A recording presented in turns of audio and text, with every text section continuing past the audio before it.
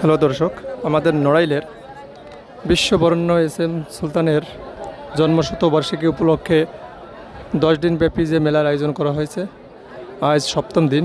আজ ষাঁড়ের লড়াইয়ের আয়োজন করা হয়েছে। দর্শক, আপনাদেরকে আমি কয়টা ষাঁড় এসেছে তারই কিছু ধারণা দিব।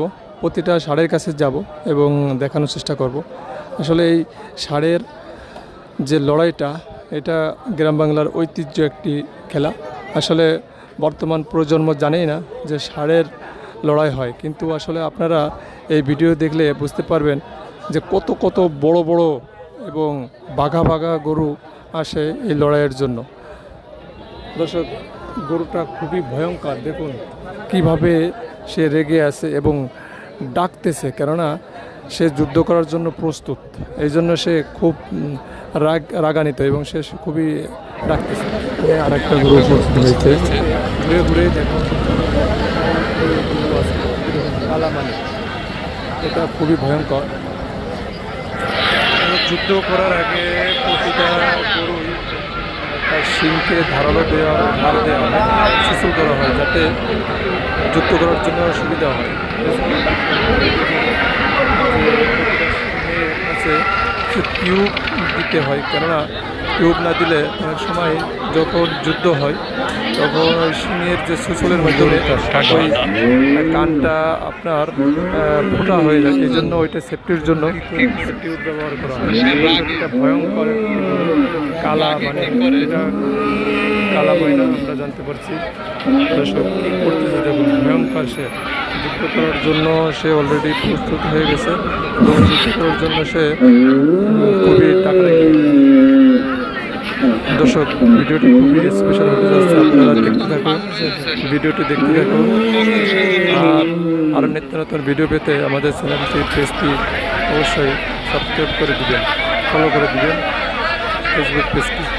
দর্শক, আজকের ভিডিওটি খুবই স্পেশাল হতে যাচ্ছে। আশা করি আপনারা আমাদের সাথে থাকবেন।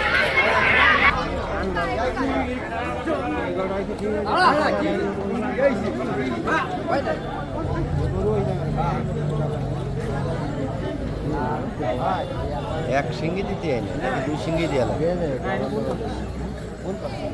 আমি আগে ভাই সালা সিঙ্গির গাড়